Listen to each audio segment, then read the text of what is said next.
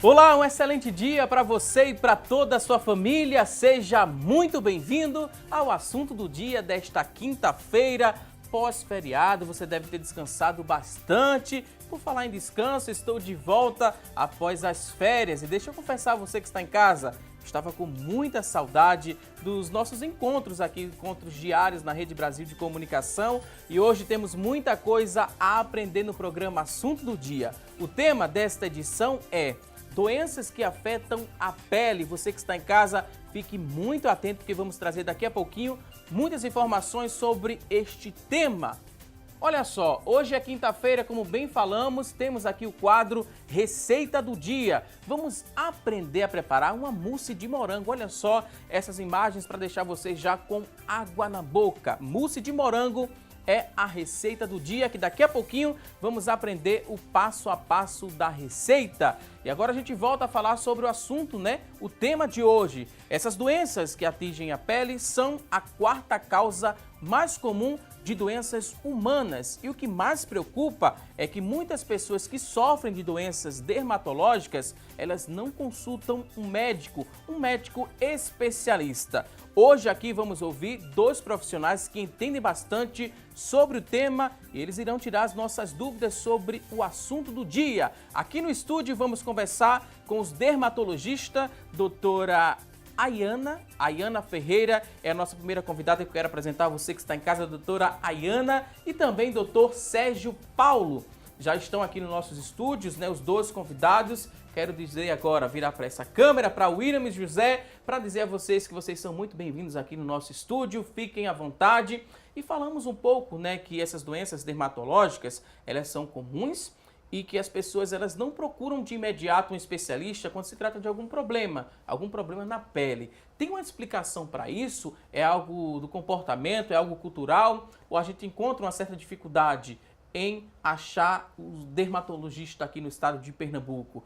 Doutora Ayana, seja bem-vinda, fique à vontade. A primeira palavra, já responda esse questionamento para a gente. Claro, muito obrigada pelo convite e bom dia.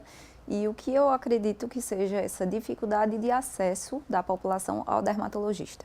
Existem vários aspectos para isso acontecer.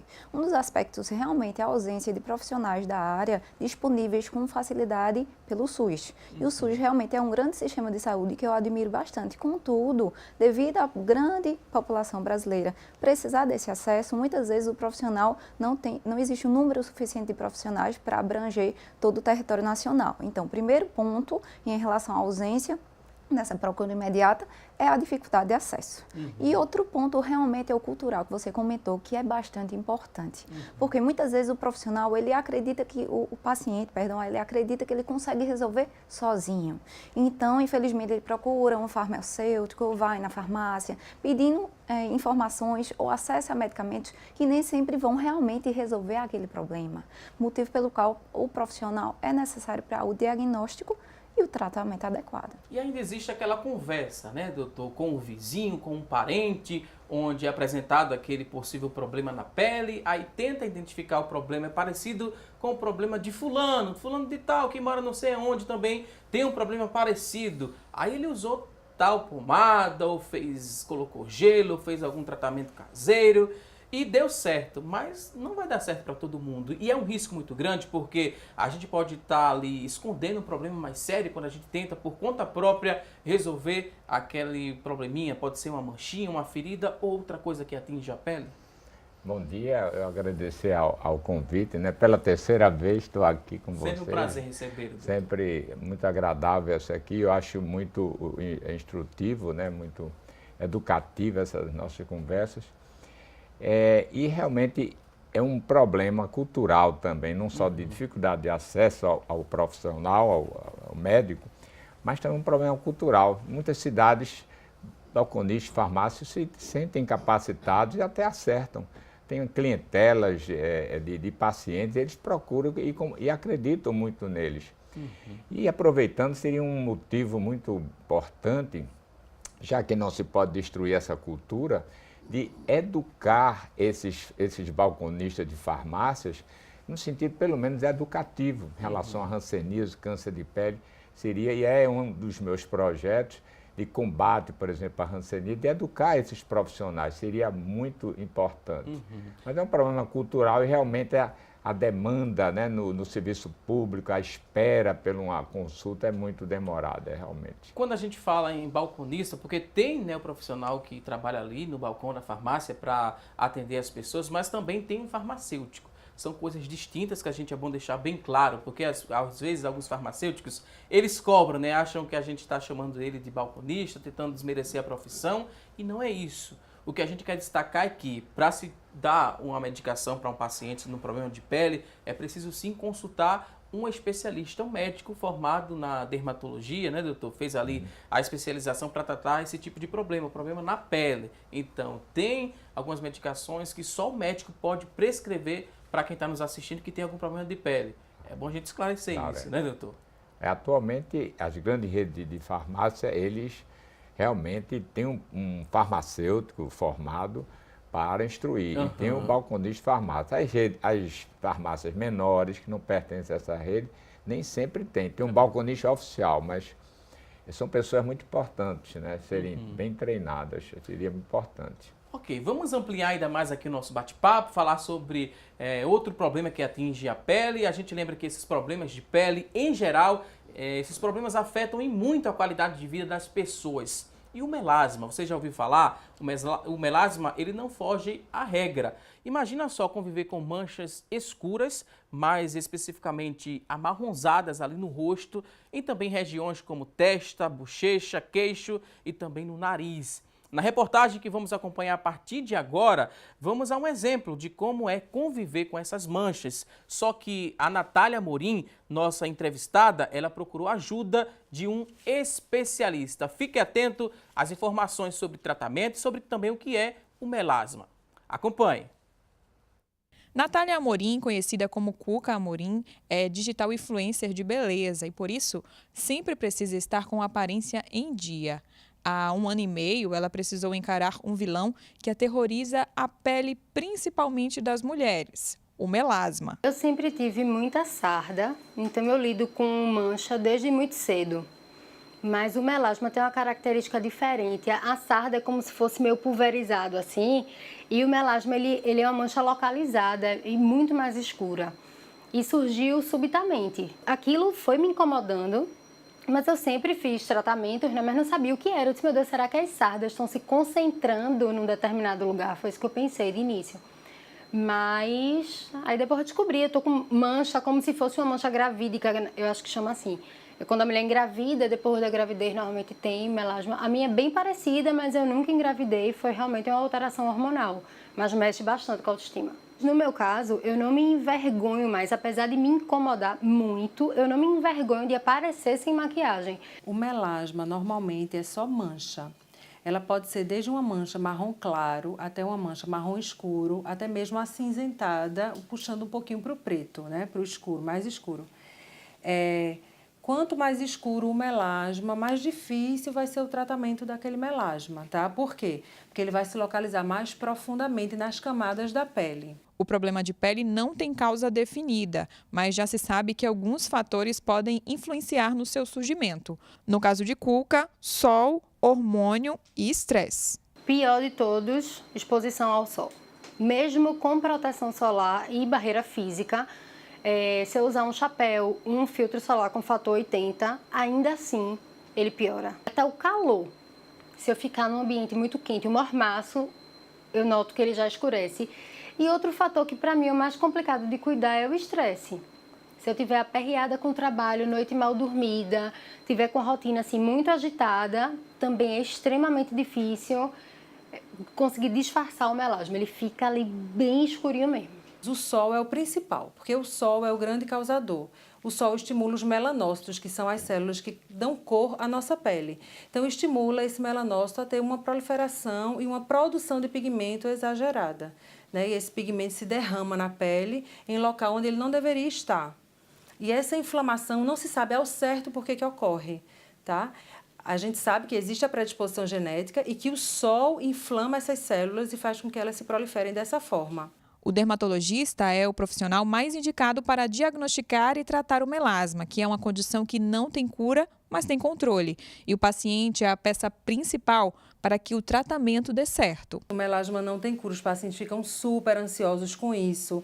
É uma das primeiras coisas que o dermatologista deve abordar na sua consulta, porque senão o paciente sai batendo de porta em porta de dermatologista, sempre procurando aquela melhora que não vai poder ser definitiva, né? Então a gente consegue muitas vezes fazer o paciente ficar livre do problema, porém no futuro ele pode recidivar. E alguns pacientes a gente não consegue livrar totalmente do problema, mas melhora bastante, né? E depois também podendo recidivar. Eu já fiz vários tratamentos para melasma e, assim, a melhora é bastante significativa. Meu melasma nunca chegou a sumir por completo, mas ele melhora um bocado. Entre as opções para cuidar do melasma, ciência e tecnologia se completam em técnicas como o peeling, microagulhamento e lasers. Esse aqui é a tecnologia chamada microagulhamento, só que esse aqui é feito por uma máquina, então é um microagulhamento que a gente chama de robotizado. E aí eu vou disparando e as agulhinhas vão aparecer aqui, ó. E aí a gente vai e agulha todo o rosto da paciente, tá? Outras tecnologias que a gente pode lançar a mão para o melasma são aquele laser que eu falei, que é o Nd:YAG Key Switched, tá? Que a gente faz disparos no rosto da paciente, semanais, por até 10 semanas. E esse aqui é uma outra tecnologia que a gente também pode usar para melasma, que é a luz pulsada. Tem que usar com bastante cuidado, assim como o peeling é uma tecnologia que, se você ajustar bem, ele vai melhorar o melasma, mas se o ajuste não for correto, pode até piorar, tá? E ele emite uma luz, a gente precisa estar de óculos, tanto o médico quanto o paciente, porque ele emite uma luz que é não colimada, não coerente, então essa luz espalha para todo o ambiente, tá? Mas só para vocês terem uma ideia, eu vou disparar aqui, ó, para vocês verem como é que é essa luz, e a gente vai e dispara essa luz durante todo o rosto do paciente, as manchinhas e toda a pele. Quem tem melasma é assim, acordou, lavou o rosto, passou filtro. A gente fica, a luz do celular escurece. O LED, as luzes que se usam hoje em dia nos ambientes, também a gente não percebe, mas a gente fica muito tempo exposto. Eu que trabalho com rede social, eu estou com o celular na minha frente o dia todinho, então eu diminuo a luminosidade dele para ver se eu consigo amenizar de alguma forma. São muitas horas ali de frente para a tela. E assim, se tiver protetor solar de galão, alguém souber onde vende, do grande, porque tem que usar, tem que reaplicar, é indispensável. Vou pedir também a Cuca Amorim, se ela descobrir, se alguém entrar em contato para dizer, né, para falar onde é que vende esse protetor solar de galão. Deixe um pouquinho aqui também na Rede Brasil de Comunicação, que estou precisando usar bastante protetor solar. E é muito interessante essa fala da Cuca Amorim, mesmo em tom de brincadeira, né, que ela precisa, ao acordar, já colocar o protetor solar por conta do melasma, doutor. É interessante que, mesmo não fazendo sol, é bom que as pessoas utilizem essa proteção solar, porque tem vários raios, né, que incidem na gente, mesmo não estando ali num dia ensolarado. Isso é muito importante. Se for de galão, melhor ainda, use bastante. Não há problema nem contraindicação para o uso do protetor solar. O tratamento do melasma, eu aprendi com uma paciente que insistiu muito e vinha muitas vezes até que eu acertei.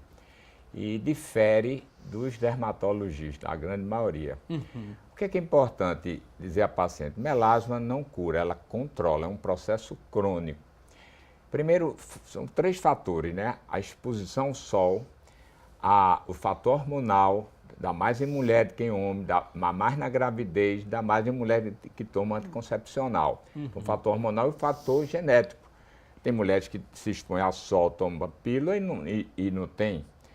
Então, o tratamento é baseado nisso. A genética a gente não pode mudar, né? Então, é importante porque o melasma ele é induzido pela radiação ultravioleta A.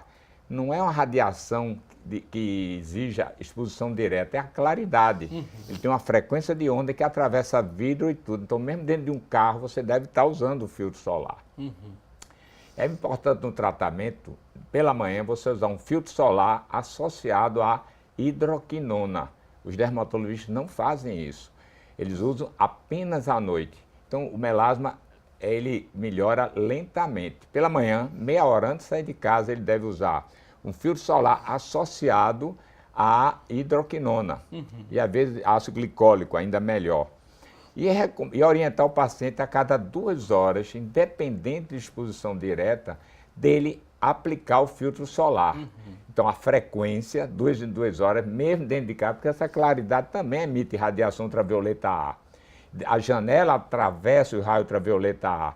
Então, aplicar a cada 2 horas e 2 camadas em cada aplicação, para ter uma quantidade suficiente, que é 2 miligramas por centímetro quadrado de pele. Frequência a cada 2 horas e 2 camadas. E esse filtro deve ser um filtro que tenha tanto substâncias químicas como físicas, que refletem ou absorvam. E tem uma cor mais clara. Na mulher é mais fácil. Felizmente o homem tem muito menos de 10% são nos homens. Mas nas mulheres já vai se ver com uma base de esconder o melasma.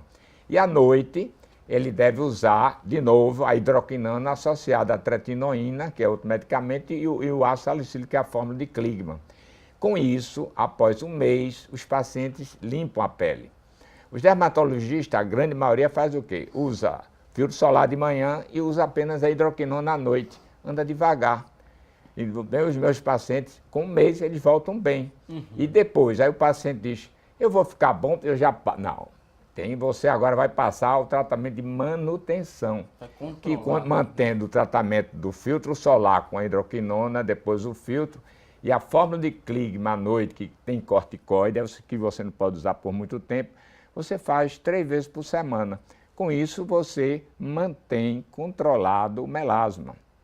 E avisar o paciente. E dizer ao paciente que sol não é apenas que a gente está diretamente exposto numa praia, numa piscina, mas o dia a dia, dentro de um carro, qualquer lugar com claridade, tem ultravioleta A, que é o que provoca o melasma.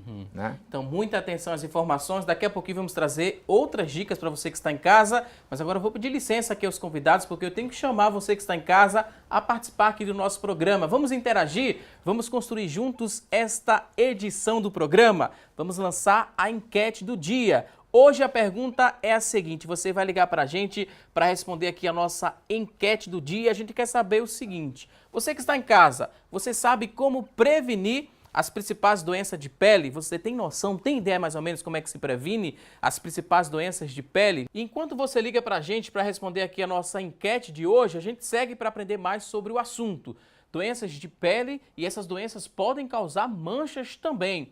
Temos agora uma tela com vários tópicos e vamos seguir aprendendo um pouco mais sobre essas doenças. Temos uma lista aqui e os convidados vão nos explicar.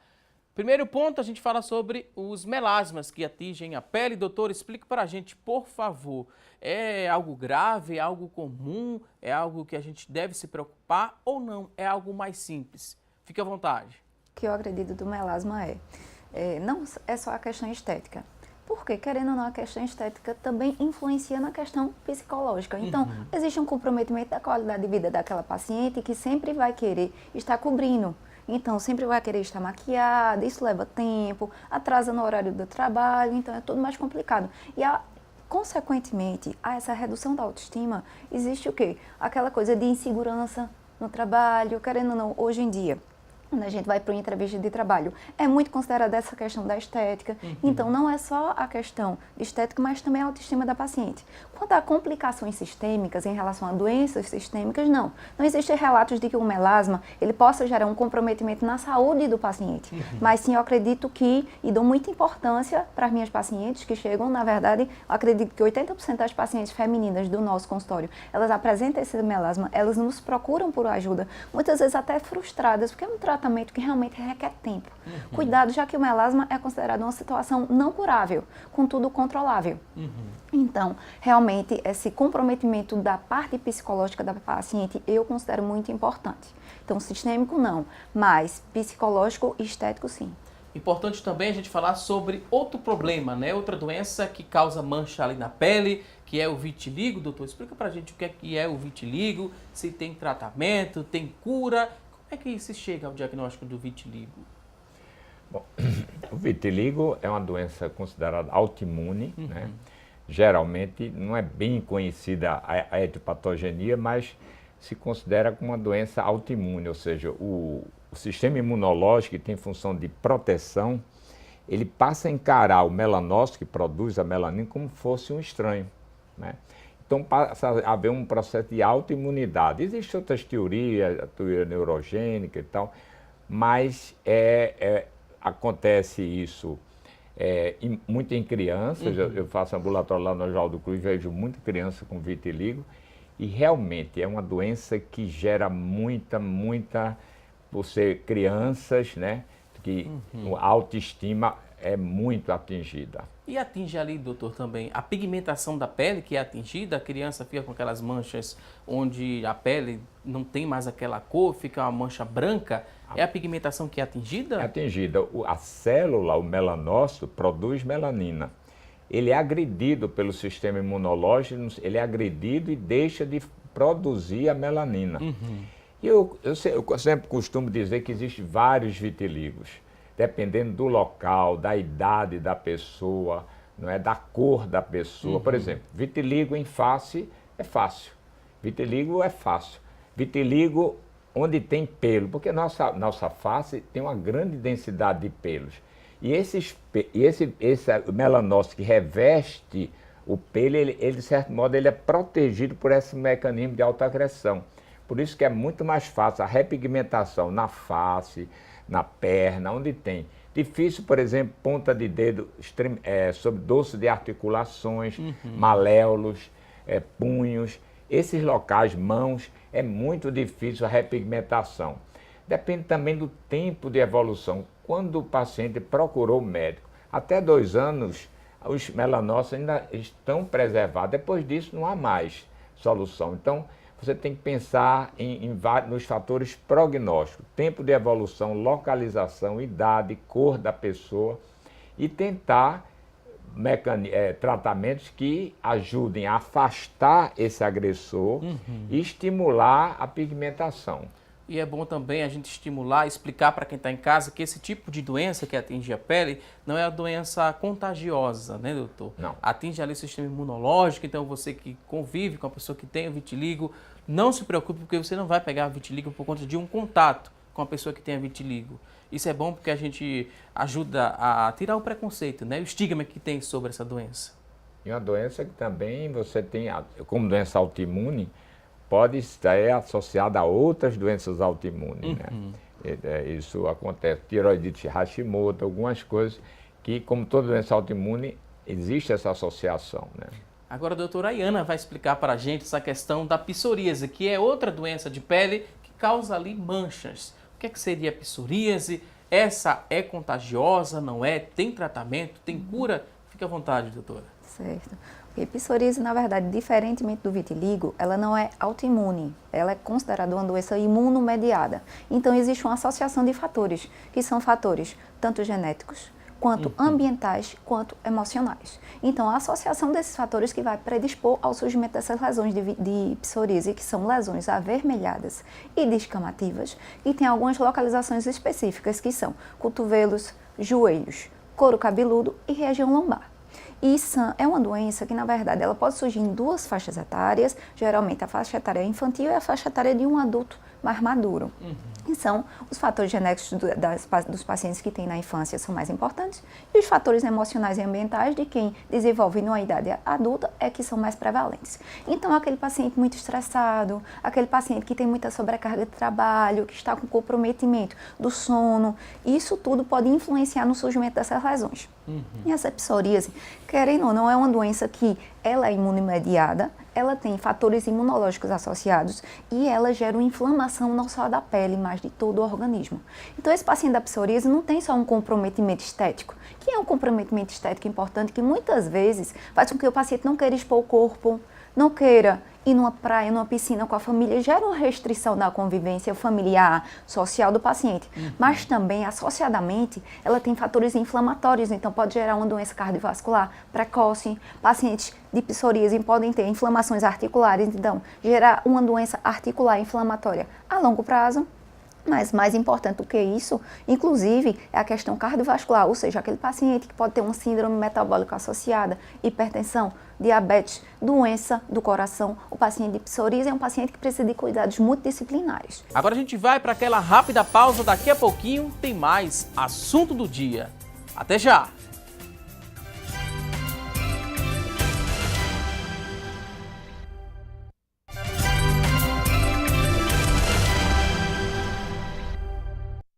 E aqui no programa hoje estamos falando sobre doenças de pele. E a partir deste momento vamos saber o que é notícia na internet sobre o assunto. E a Tânia Silva é quem traz essas informações a partir de agora. Olá, Tânia! Olá, um ótimo dia para vocês que nos acompanham. O destaque de hoje é da revista Abril, a nova cartilha para cuidar bem da pele dos mais velhos. A cartilha da Sociedade Brasileira de Dermatologia aborda quais são as doenças da pele que mais atingem a população acima dos 60 anos. O material explicativo também mostra os cuidados diários com a pele dos idosos e o que fazer para prevenir o envelhecimento precoce da pele. De acordo com pesquisa da Sociedade Brasileira de Dermatologia, o câncer, manchas, micoses, alergias, ressecamento e psoríase são os principais problemas que atingem a pele. No caso do câncer de pele, que está relacionado com a quantidade de sol que nós nos expusemos ao longo da vida, a idade é um fator de risco. É recomendável autoexame regular e um check-up por ano do dermatologista, principalmente para os que possuem mais de 60 anos. Quem quiser ter acesso às orientações da cartilha, pode entrar no site da Sociedade Brasileira de Dermatologia. Agora a gente volta ao estúdio. Com você. Ok, Tânia Silva, muito obrigado pelas informações. Ótima dica, você pode entrar no site da Sociedade Brasileira de Dermatologia e ter outras informações sobre essa cartilha, que é muito importante você ficar atento. E a Tânia falou muito, né, dos cuidados específicos, principalmente quem já está numa idade mais avançada, quem já está com muita experiência de vida, que tem marcas, né, que ficam na pele também com o passar do tempo. E a gente explica para todo mundo que está em casa, independente da idade. De que forma, doutora, eu posso cuidar melhor da minha pele? É suficiente apenas o sabonete ao tomar banho ou preciso ter também outros cuidados? Um hidratante, algo mais? Como é que a gente explica para todo mundo, né? Desde criança até os idosos, na boa idade, como a gente gosta de falar. Ok. Na verdade, são cuidados gerais, que são orientação para todos os pacientes de quaisquer faixas etárias, que seriam o uso de sabonetes não agressivos para a pele, que é aquele sabonete do banho que a gente poderia sempre utilizar, em vez de sabonetes mais agressivos, sabonetes antibacterianos sem indicação expressa, seria a gente usar um sabonete neutro, por exemplo, glicerinado, sabonetes, vou falar marcas sem nenhum tipo de conflito de interesse, mas sabonete Johnson, um sabonete neutro da Granado seria o ideal para tomar banho. E esse banho seria um banho menos agressivo com a pele. Quanto menos fricção, menos a gente tira a camada superficial de gordura de proteção da nossa pele e a gente vai ter, com esse cuidado, um benefício sempre a longo prazo. Então, um sabonete neutro glicerinado para banho. O uso, logicamente, do filtro solar diariamente para quaisquer faixas etárias, mas principalmente para aquelas pessoas que têm um trabalho relacionado à exposição solar com a reaplicação a cada 2 a 3 horas, como o Dr. Paulo tinha comentado. E o que acontece? Não só a gente tratar um melasma, mas a gente não deixar ele acontecer. Porque quando a gente deixa ele acontecer, a gente vai ter que ter essa questão do custo do tratamento, e não só o custo, toda a questão psicológica envolvida que a gente já discutiu, né? E o uso de hidratantes, principalmente na pele do idoso. A pele do idoso naturalmente vai perdendo aquela hidratação no decorrer do tempo, vai se tornando mais fina, mais enrugada e mais predisposta a infecções e traumas. Então, o hidratante na pele do idoso é imprescindível para prevenir todas essas complicações a longo prazo. Ok, são cuidados simples que podem ser colocados em prática. Quem está em casa pode seguir essas dicas interessantíssimas. É muito importante para se ter uma pele saudável, porque é o maior órgão do nosso corpo. A gente dá essa importância toda, né, que a pele merece, doutor, ou a gente ainda está um pouquinho aquém do ideal? Nós somos vítimas, né, de falta de investimento em educação, né, da população. O governo realmente não investe no maior pilar da saúde pública e privada, que é educar as populações, a ter hábitos corretos e educá-la a reconhecer as doenças no início, quando ainda é tratável e que não vai precisar ir para o hospital. Aí é que está o desperdício de dinheiro. Então, o governo realmente não é prioridade dele a educação da população nesse sentido, e isso tem um custo, porque nós deveríamos nos proteger do sol a partir dos 6 meses de idade. Quando você se protege a partir de 6 meses com filtro solar, durante toda a vida e uso regular de filtro solar, você tem 78% menos chance de desenvolver câncer de pele na vida adulta. As doenças pré-malignas, a ceratose actínica, uma lesão pré-maligna mais frequente, na faixa etária dos 60 aos 69 anos, por exemplo, 80% desses pacientes já apresentam lesões pré-malignas que, não tratadas, vão evoluir para o câncer de pele. É muito importante, olha, 30 a 65% dos idosos têm queixa de pele seca. E em consequência disso, o motivo maior de prurido, a coceira na pele do idoso, a causa principal é pele seca. Quando diante de um paciente idoso que entra no consultório com queixa de coceira, a primeira coisa que você tem que investigar é hidratar. Agora, hidratar de forma correta. O hidratante, evitar o banho quente e demorado, banho curto e não de curta duração. E logo após o banho, antes de 5 minutos, após ele se enxugar, ele tem que aplicar o hidratante, porque mesmo após se enxugar, ainda resta um pouco de água que vai potencializar a ação do creme hidratante. Isso é muito importante. Eu sempre digo, olha, quando você botou a toalha, já pegue seu hidratante. Isso é fundamental na potência, na eficácia do uso do creme hidratante. Isso não é nada de vaidade, é cuidar da pele, é o cuidado que ela merece. É evitar que ele se coce. Quando ele se coça e se não corta bem as unhas, fere a pele, por exemplo, na perna. E aí cria uma porta de entrada para a penetração de bactérias, gerando às vezes infecções graves, por exemplo, como a erisipela. Então não é apenas uma parte estética. Evitar que a pele inflame. Os eczemas são induzidos, inclusive em crianças, pela pele seca. O eczema atópico, por exemplo. O que induz o eczema, a inflamação e a coceira é a falta de hidratação. E agora a gente volta, a falar um pouco mais sobre as doenças de pele que causam manchas. Temos aqui outra tela com vários tópicos. E o primeiro tópico fala sobre a dermatite. O que seria dermatite? Se é algo comum, é algo que preocupa a nossa população, é algo que pode ser também transmitido ou não? Vocês podem explicar, fiquem à vontade. O nome dermatite significa inflamação de pele. Então, a gente tem que especificar qual é o tipo de dermatite que o paciente apresenta, e isso é o diagnóstico dermatológico em consultório. Por exemplo, crianças mais frequentemente têm a dermatite atópica, que o Dr. Sérgio Paulo acabou de comentar, que é uma situação que a gente eu não consigo considerar como uma doença oficialmente, é uma situação transmitida geneticamente de pais para filhos, ou seja, as crianças chegam levadas pelos pais com inflamações de pele, ou seja, eczemas ou dermatites de pele. Contudo, o idoso, por exemplo, apresenta dermatites relacionadas à pele seca, e um adulto pode ter uma dermatite relacionada a estresse emocional, que gera um comprometimento da superfície da pele associada à coceira, ou seja, prurido. Então, dependendo da faixa etária, a gente dá o diagnóstico das dermatites.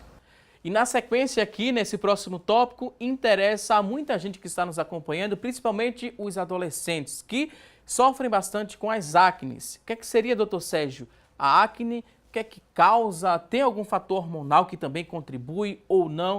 O senhor pode explicar para a gente essa questão da acne? Por que ela acontece e deve ser tratada com um especialista também? Sim ou não? A acne é uma doença, que afeta o folículo piloso em áreas especiais, face e dorso.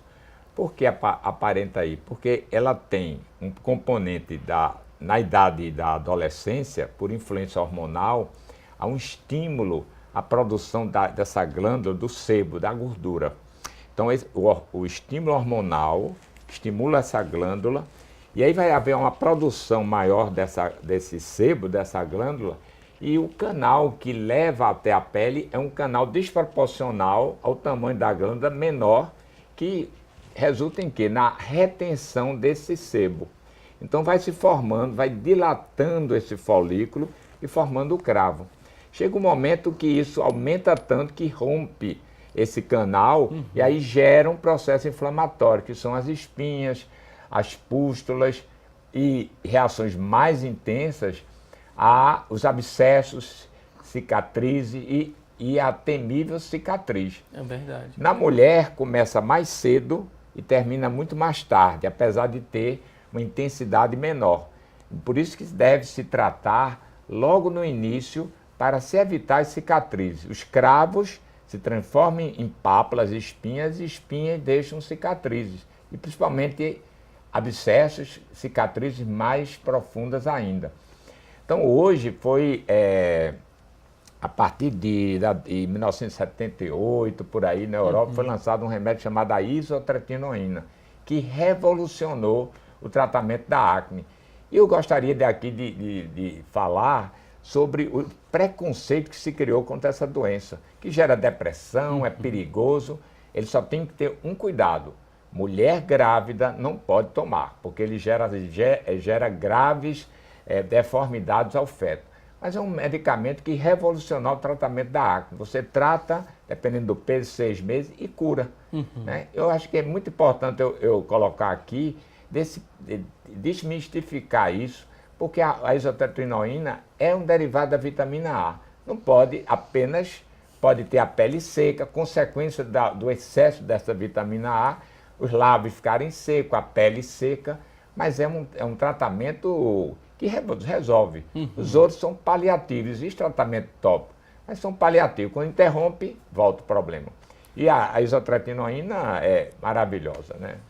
A gente tem várias perguntas, várias participações aqui no nosso WhatsApp, mas agora eu vou pedir licença aqui aos nossos convidados. Vamos fazer um rápido intervalo. Você que está em casa, tem dúvidas, pode participar com a gente. Manda aí sua pergunta para o nosso WhatsApp, 99209-4819. Você acessa o WhatsApp, deixa sua pergunta. Daqui a pouquinho a gente volta para responder a sua dúvida. Vamos a uma rápida pausa e até já!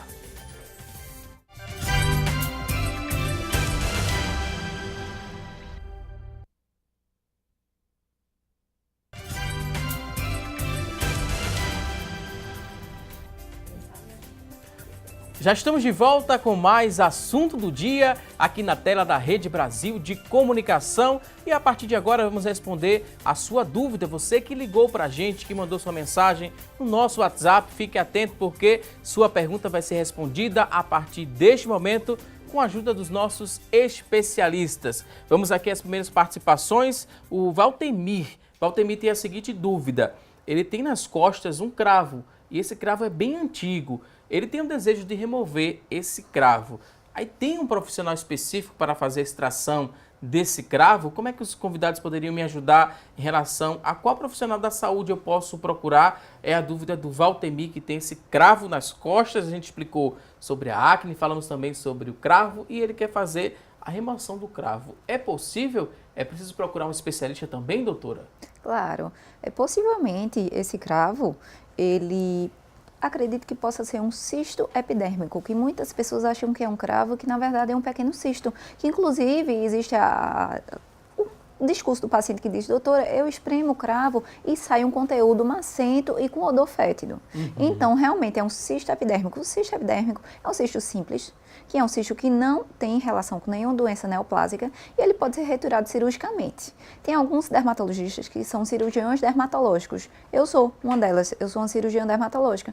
Então, eu faço a retirada cirúrgica ou em consultório ou através do SUS. Eu tenho um ambulatório de cirurgia dermatológica no CISAM, que é a maternidade da Encruzilhada, e pelo SUS eu atendo esses pacientes, é uma demanda muito grande, mas eu tento organizar na minha agenda para eu poder fazer esse tipo de procedimento também.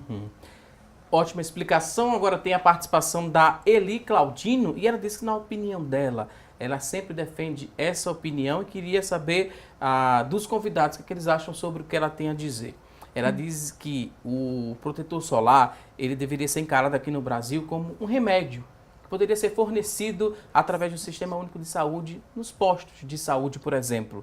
A necessidade do protetor solar ser remédio aqui no nosso país, ela diz que defende essa ideia e reafirma agora. E queria saber dos convidados. A gente agradece aqui a Eli Claudino. Vocês concordam com isso? Concordo plenamente. Eli Claudino. Eli Claudino. Eli Claudino, olha, você tocou numa coisa muito importante. Os filtros solares são caros porque para o governo eles são classificados como produtos de beleza. E produtos de estética, o imposto é muito mais alto. Mas como governo, a preocupação principal, acima de todas, é arrecadar. Ele se mantém, resiste a mantê-lo como um produto de estética, um produto cosmético, onde o preço é muito maior. Mas isso é uma aparente arrecadação, ao mesmo tempo que o governo arrecada mais, menos pessoas usam, mais pessoas vão ter câncer de pele. Como em muitas maneiras de gestão do governo, ele prefere arrecadar e depois lá na frente tem um prejuízo. Se ele tornasse um produto acessível à população e educasse a população, que também ele não faz isso, nós teríamos uma incidência muito menor de câncer, muito menores internamentos, muito menores cirurgias, e ao final ele gastava menos. Mas a prioridade dele é arrecadar, tendo a ilusão que está arrecadando para os cofres públicos mais. Mas no final, com o gasto, com as consequências de não educar a população e não tornar o filtro solar um produto acessível à população, ele gasta muito mais. Isso se aplica em muitas coisas da gestão pública, né? O doutor falou sobre esse acesso, né, que às vezes tem uma certa dificuldade por conta também do valor em que a pessoa vai comprar esse produto. E esse valor depende muito em relação ao fator ideal, né? Quanto maior o fator, parece que é mais caro, né, esse produto. Aí como é que a gente poderia auxiliar quem está em casa? Às vezes um fator 40, 50, 30 pode ser tão eficaz quanto o fator 90, por exemplo? Basta só reaplicar várias vezes ao dia, porque às vezes a gente tem essa ideia, né? O protetor solar é fator 90, só uso uma vez ao dia, acabou-se, estou protegido, porque o fator é muito alto. E às vezes não é assim, às vezes tem uma ideia errada sobre isso, doutora. Explica pra gente sobre a importância de saber o fator de proteção ideal, quanto maior, melhor, ou não necessariamente? Na verdade, o importante é o uso do protetor solar com fator de proteção maior ou igual a 30. A diferença entre um 30, um 40, um 50, um 90 é pouca, mas assim, é uma diferença importante para quem tem, por exemplo, melasma, que a gente precisa de um fator de proteção maior associado com um filtro físico e químico, como o Dr. Sérgio tem explicado, mas na verdade, o uso e a reaplicação a cada 2 a 3 horas faz com que haja uma boa resposta a esse tratamento com prevenção de câncer de pele e de demais doenças. Então, se você tiver um fator de proteção maior ou igual a 30 sendo reaplicado a cada 2 a 3 horas, você mantém uma eficácia considerável, que é muito melhor do que usar um fator 90 uma vez ao dia. O doutor Sérgio também tem algo a contribuir com a gente.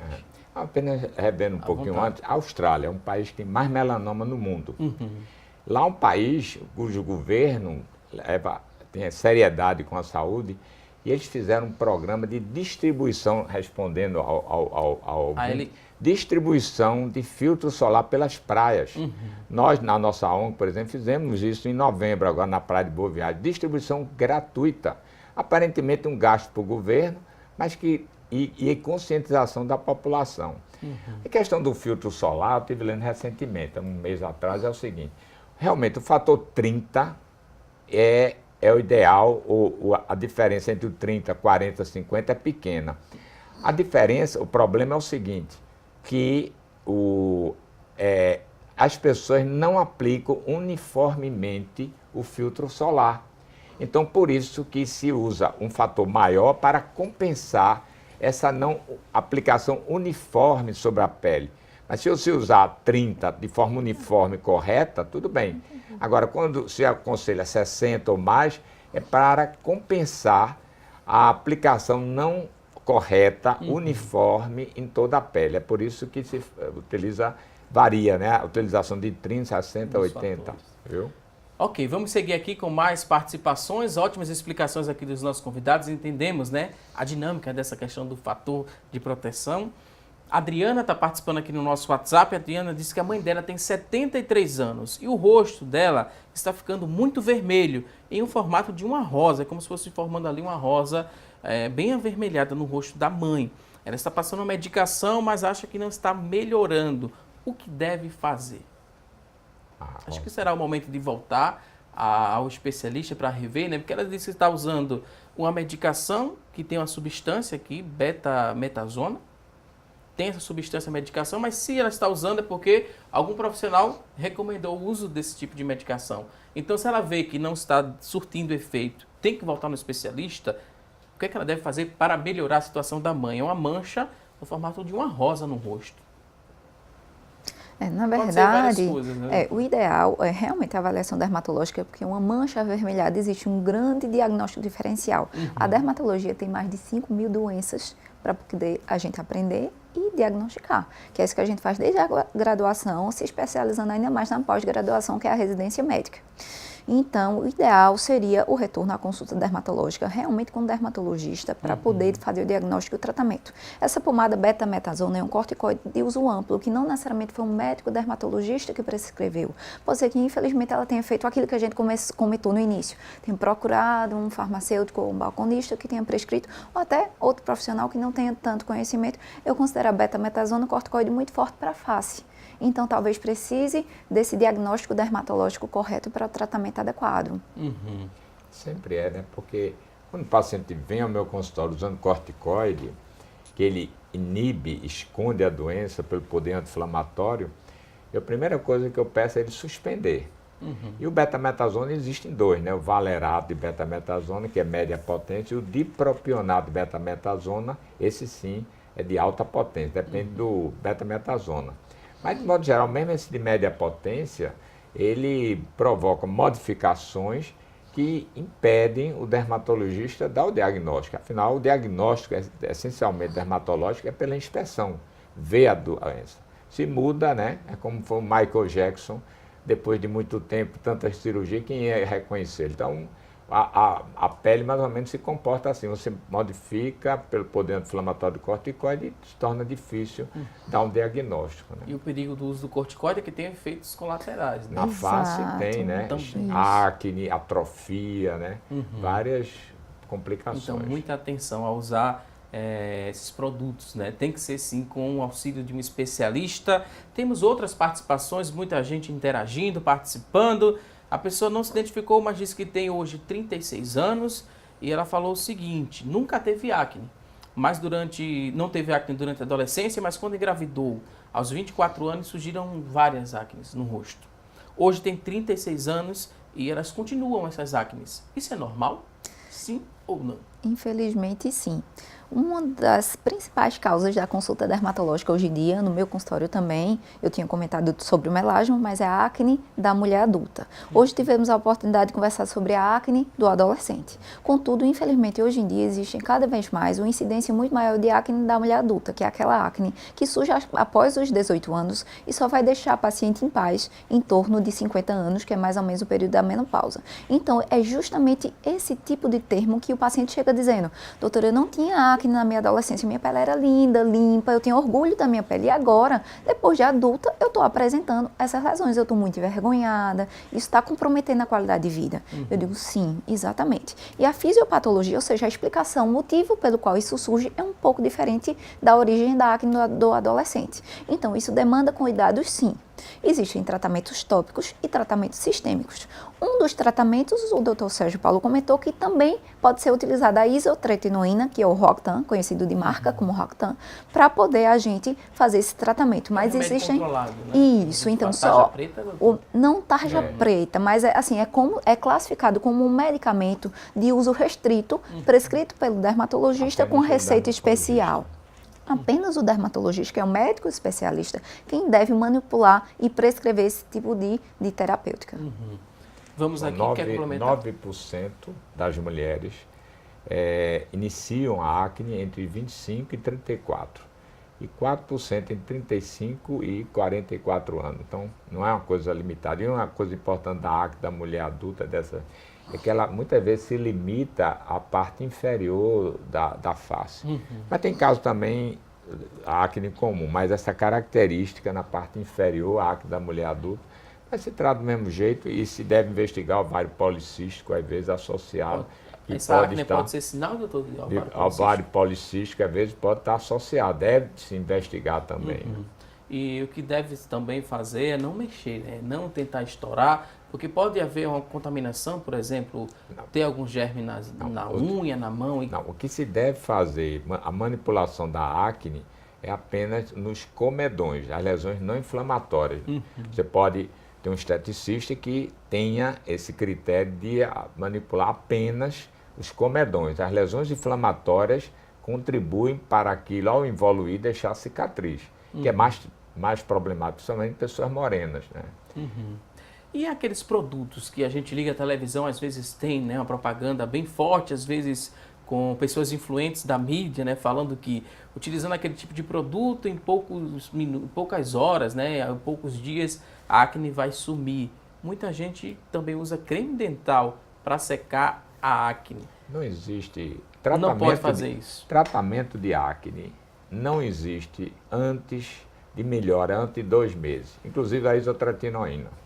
E até brincando eu digo aos meus pacientes, principalmente as mulheres que gostam muito de se olhar no espelho, eu digo, olha, esconda os espelhos, tranque com cadeado bem grande. Pelo menos por 2 meses, né? Por 2 meses, tranque todos os seus espelhos num cadeado bem forte. Só se olha a partir de 2 meses, que é quando começa a melhorar. Então, para elas não terem ansiedade, e é importante, porque se você não avisa, o paciente pensa que o remédio não é bom. Digo, começa a melhorar depois de 2 meses. E realmente, depois de 2 meses, a isotretinoína começa, nos 3 meses, aí está bem melhor.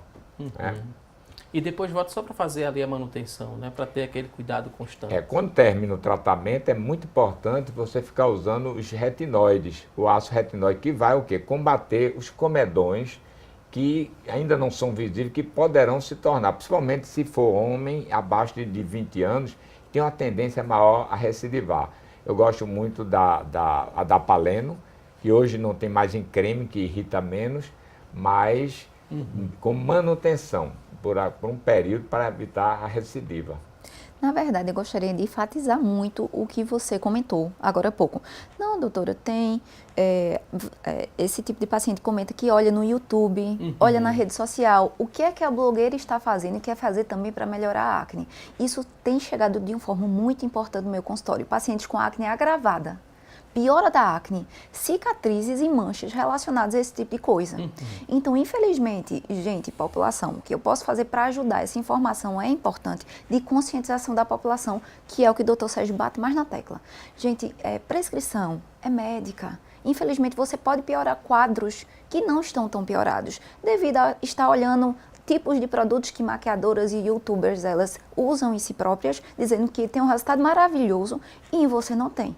O tratamento é de cada um. A gente é médico antes de qualquer coisa. Então, a gente faz um tratamento individualizado para cada situação e doença clínica do paciente. Então, eu gosto muito de enfatizar isso, porque conscientização da população é muito importante. Não piore o que já você não está gostando por acreditar que você consegue resolver sozinho em casa através da informação de alguma rede social ou de algum youtuber. Tudo bem que existem redes sociais de médicos, mas nada disso substitui a consulta dermatológica.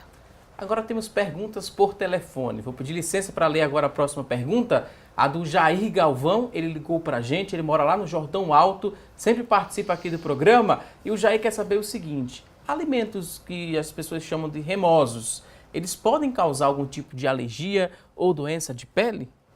São aqueles alimentos mais carregados, né, que a população chama de que é remoso. Isso é um mito. É um mito. Essa coisa de...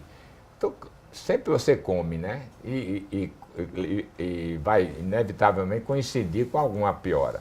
Não existe. A não ser que a pessoa seja desnutrida, deixe de comer, e que a pele se torna seca, a aparência muda, mas essa questão de alimentação, isso é poucas situações.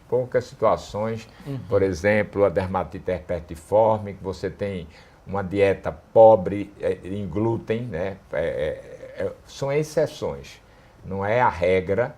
As pessoas valorizam muito alimento. De modo geral, esqueça, alimento não piora a pele. E para não correr o risco, uma alimentação saudável vai muito bem. Chocolate para acne, não sei o quê, tem alimento remoso, isso é muito comum a gente ouvir no consultório, mas não tem valor. Alguns estudos científicos, eles falam sobre alguns alimentos específicos para algumas doenças específicas. Um exemplo, ele comentou que é a dermatite herpetiforme no contexto da doença do glúten. Por exemplo, quem tem doença do glúten não pode comer o glúten, tanto por conta do comprometimento no trato gastrointestinal, quanto por conta da pele. Tem alguns estudos que falam sobre, por exemplo, o uso de whey protein na acne da mulher adulta. né? Uso de alimentos de alto índice glicêmico, por exemplo, comidas gordurosas de muito açúcar, na acne, na bilharduta e na oleosidade. Então, são coisas específicas. Mas, por exemplo, não, alimentos remosos fazem mal para a pele, não. Mas uma alimentação saudável, como você acabou de comentar, não é só bom para a pele, mas para o sistema orgânico completo. Suplemento, assim, alimento propriamente não, por exemplo, suplemento vitamínico, contendo vitamina B12, provoca acne. Isso. Esses suplementos que vêm, complexo B, que desse complexo B tem a vitamina B12, ele é um agravante da acne, por exemplo. Mas alimento, de modo geral, não. E só se sabe disso procurando um especialista. No caso, quem vai passar a suplementação seria um profissional da nutrição, que também tem essa informação e pode passar para essa pessoa, para mais na frente não Eu estranhar. não acredito muito em suplemento vitamínico.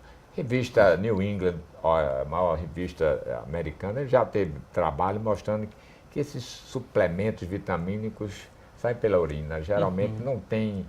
A boa alimentação é suficiente. Isso por trás tem um interesse comercial, sabe? Existe a indústria por Exatamente, trás, né, doutor? por trás. Vou pedir licença agora aqui aos nossos especialistas. Daqui a pouquinho a gente volta para comentar mais sobre doenças de pele. Mas a gente lembra que no próximo bloco do Assunto do Dia tem o quadro Receita do Dia. Daqui a pouquinho a Luciana Luna vai trazer uma dica muito especial.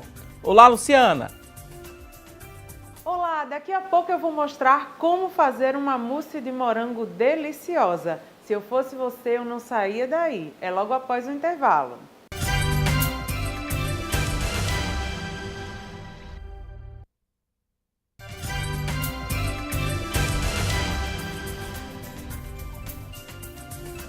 Já estamos de volta com mais Assunto do Dia e a partir de agora vamos aprender a preparar uma mousse de morango. E bem econômica essa receita, você vai pegar agora o papel e a caneta, anotar cada ingrediente e bom apetite!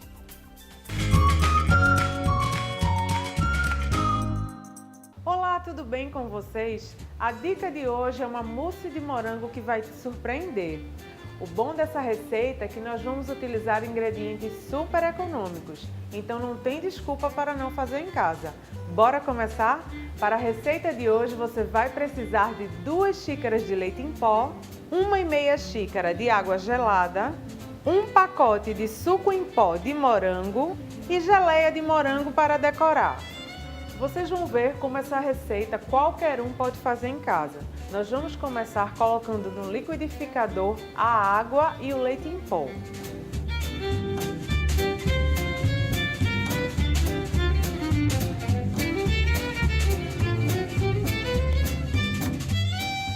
Eu vou colocar só metade do pozinho de suco de morango. E agora nós vamos bater.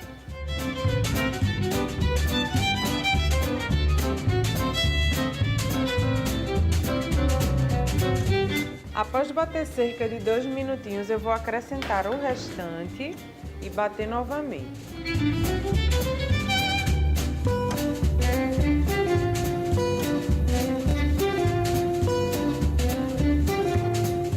Após bater bem na velocidade alta por cerca de 5 minutos, nossa mousse vai ficar com a consistência bem firme, tá vendo? Já pronta para o consumo. Mas como eu gosto geladinha, a gente coloca para gelar um pouco. Então aqui eu tenho as tacinhas onde a gente vai colocar uma parte da mousse e completar com a geleia. Aqui eu tenho a geleia de morango com pedaços e vou colocar por cima, que vai dar um toque todo especial.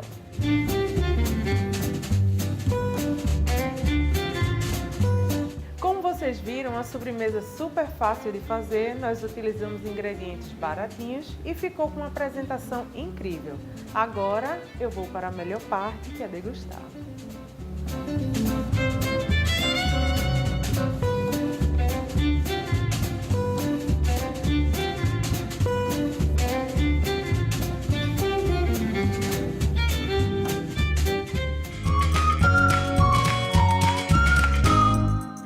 Poderia também ser a melhor parte para a gente aqui do estúdio Luciana Luna. Só trazendo para cá essa receita para a gente também aprovar, mas a gente confia na Luciana Luna, que sempre traz dicas de receitas especiais, econômicas e bem práticas. Luciana Luna, mais uma vez, muito obrigado pela dica aqui no nosso programa.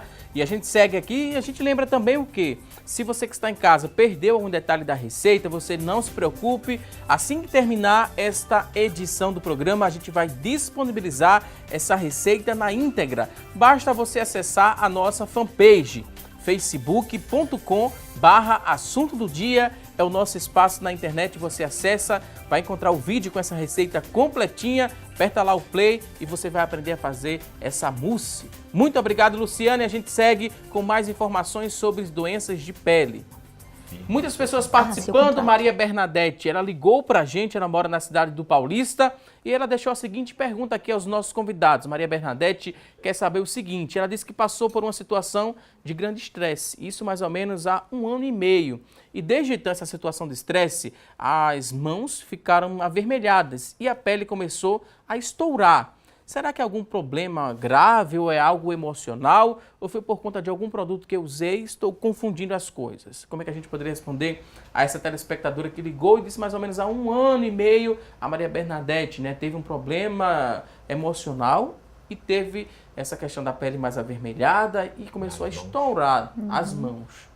Certo. Pode ser algo que ela usou e causou essa reação, ou pode ser algo de cunho emocional e causou esse problema na pele?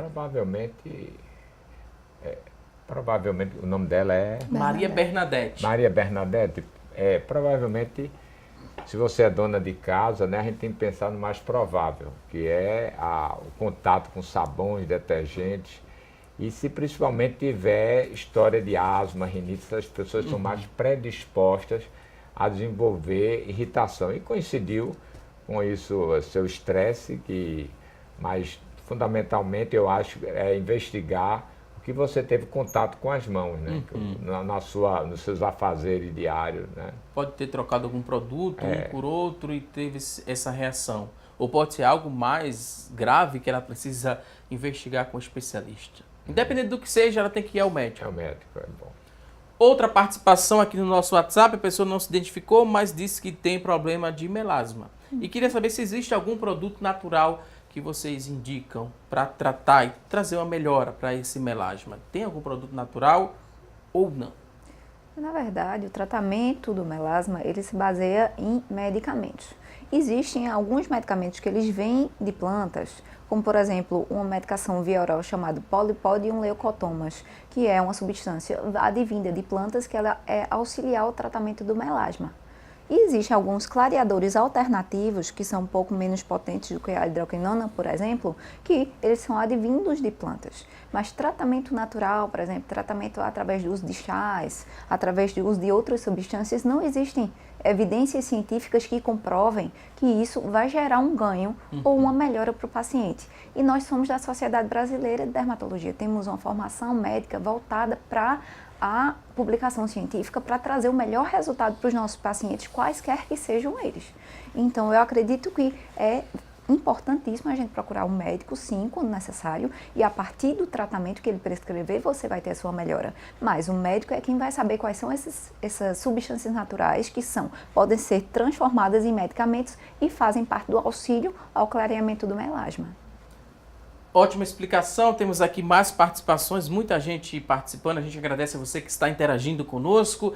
Regina Rocha, ela que mora em Casa Amarela, diz que a amiga dela tem uma mancha ali no ombro e essa mancha parece uma pancada, é como se fosse uma pancada. A característica da mancha, né, avermelhada, começou pequena, mas agora vem crescendo e significativamente esse crescimento. Às vezes dói o local dessa mancha, às vezes arde e tem um certo queimor nessa região.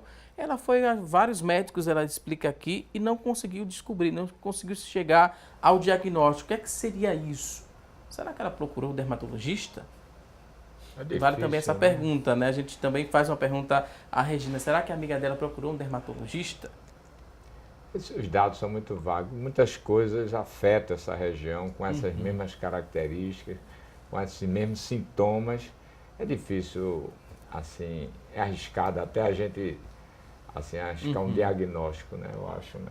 Exato, concordo plenamente. São características descritas que não, assim, direcionam o nosso pensamento para um diagnóstico. Para uma doença, E o certo, assim, para uma doença em si. E o certo, realmente, do diagnóstico dermatológico é a visualização da lesão presencialmente. Muita gente pensa, não, doutora, deixa eu mandar uma foto para você pela rede social, ou são pelo WhatsApp, enfim, para a senhora me orientar e me diagnosticar e tratar. Não, gente. Consulta médica presencial, o Conselho Federal de Medicina orienta que isso tem que ser feito presencialmente. O diagnóstico correto só é feito presencialmente. Então, assim, estamos disponíveis para ajudar a paciente, mas a gente precisa ver para diagnosticar.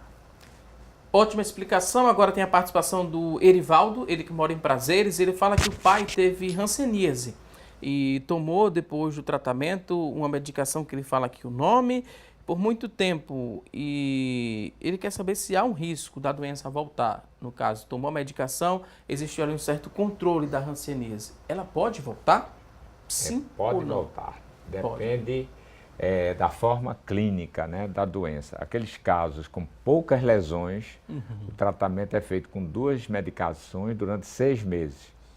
Aqueles casos de múltiplas lesões, onde o paciente não tem imunidade e que, portanto, exige mais drogas, 3 medicamentos durante 1 ano.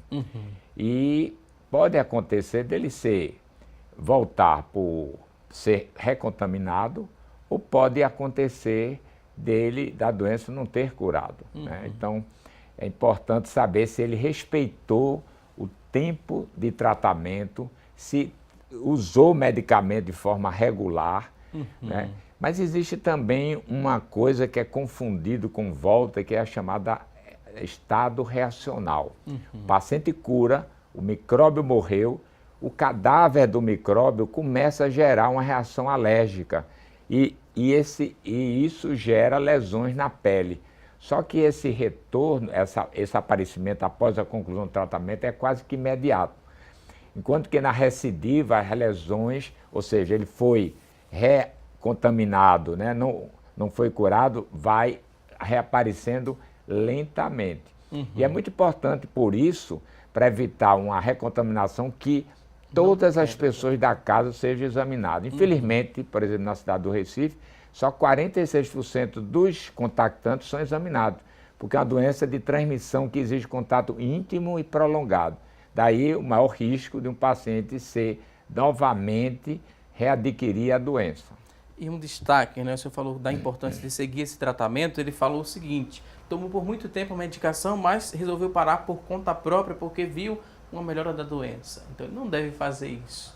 Ele deve seguir à risca ali o tratamento, quanto tempo foi dito pelo médico, seguir e depois voltar para ver mais ou menos como é que está a situação. Porque existe uma grande preocupação nesse caso. Um paciente que interrompe o tratamento, há o risco do bacilo, que a doença é causada por um bacilo, adquirir resistência àquele medicamento. E aí você vai ter que dispor de outros medicamentos, além daqueles que o paciente, pelo tratamento irregular, favoreceu a resistência, né?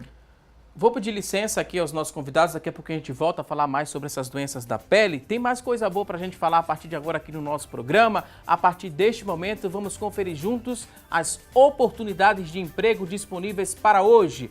Pegue aí papel e caneta, anote as vagas e boa sorte!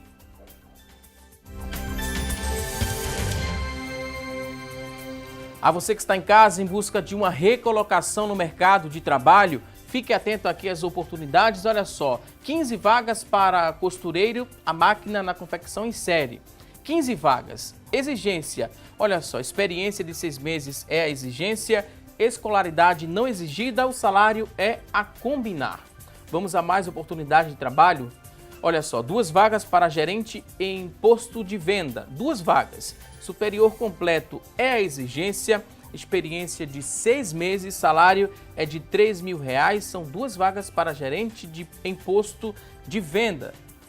E você que está em casa se interessou por uma dessas oportunidades, a gente lembra que as vagas de hoje, elas são da Agência do Trabalho. Para você ter outras informações, pode ligar na central de vaga da Agência do Trabalho, que fica na Boa Vista. O telefone, você vai pegar agora o papel e a caneta e anotar o número 3183-7065, 3183-7065, e a gente deseja boa sorte a você que está em busca dessa recolocação no mercado de trabalho.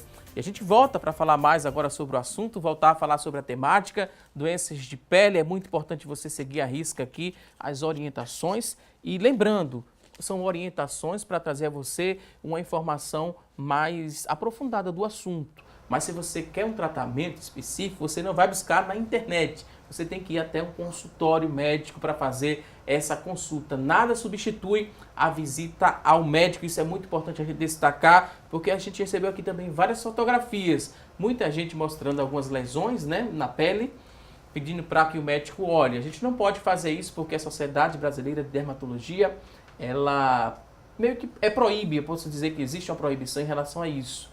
Se tem alguma dúvida, vá até o consultório médico. A gente fez uma pergunta no começo do programa, vocês lembram a nossa enquete? A pergunta hoje, olha só, foi a seguinte. Perguntamos a você que está em casa se você sabe como prevenir as principais doenças da pele.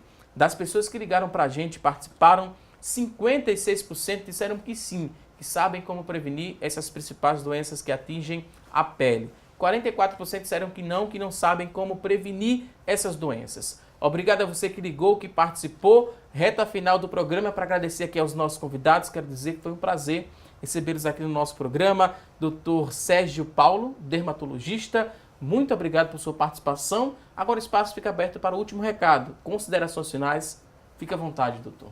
Bom, foi um grande prazer estar aqui, porque dentro da saúde da população, o mais importante é a educação. E eu gostaria de fazer ênfase a uma doença apenas, que ela ainda existe, ocupa o segundo lugar no mundo. O Brasil ocupa 90% de todos esses pacientes no continente americano, que é a hanseníase. E Recife, praticamente a metade dos bairros são afetados por essa doença, chamada hanseníase. E ela ainda existe pela desinformação, uma manchinha branca ou vermelha com dormência ao frio ou calor. Apenas vencido essa desinformação, a doença seria vencida, porque é uma doença que tem muitas sequelas. Então, eu sempre, nunca deixarei de ver esse programa, será um grande prazer, porque eu acho que eu estou contribuindo com a coisa mais importante para melhorar a qualidade do serviço público e privado, que é a informação sobre as doenças, das pessoas reconhecer, terem hábitos saudáveis e também saberem identificar as doenças no início, quando a possibilidade de cura é muito maior. Muito obrigado. Mais uma vez, muito obrigado. Sempre um prazer recebê-lo aqui no nosso programa, doutor. Volto mais vezes. Também queria agradecer a doutora Ayana Ferreira, dermatologista. Muito obrigado por sua participação. Último recado também, fique à vontade. Ok, eu fico muito grata pelo convite e por estar ao lado do meu professor da graduação, Dr. Sérgio Paulo, e é uma honra estar aqui com vocês. E, na verdade, eu também tenho um recadinho para a minha população, que, gente, nós, dermatologistas, não temos um foco exclusivamente estético. Na verdade, nós temos um foco de tratamento sistêmico, prevenção de doenças e cuidados a longo prazo. Então, existem vários tipos de condutas dermatológicas que a gente pode seguir. E a gente não desconsidera a parte estética de forma alguma. A parte estética é importante, como eu tinha comentado, em relação a vários aspectos da nossa vida. Então, existem cirurgias estéticas, procedimentos estéticos, tudo isso a gente faz em consultório médico. Mas eu queria chamar muita atenção para a questão da prevenção ao câncer de pele. Eu acho que a gente fica batendo na mesma tecla numa tentativa de educação da população, como meu colega e meu ex-professor tem comentado, né? Educação em saúde. E a educação em saúde é o mais importante. Então, se pudermos alcançar toda a população de Recife, vamos ficar muito felizes. Por quê? Porque estamos aqui para ajudar o próximo. É o que o médico faz. O dever do médico é ajudar o próximo. Então, gente, por favor, usar o protetor solar. Eu sei que muitas vezes tem gente que não gosta, que fica preguento no rosto, que fica oleoso. Existem várias alternativas de protetor solar e nós conhecemos todas e podemos ajudar vocês em todas. Porque eu, particularmente, só eu, isoladamente, uma médica só, faz uma média de 5 a 10 cirurgias de câncer de pele por semana. Só eu. Imagina o número de pessoas. Então, estamos aqui para ajudar vocês sempre. Mais uma vez, muito obrigado. Volte mais vezes aqui ao nosso programa. Foi um prazer também recebê-la. Obrigado aos convidados. Não se esqueça, teremos um novo encontro amanhã, ao vivo, a partir das 9h30 da manhã. Um excelente dia, um forte abraço e até amanhã, se Deus quiser. Até lá!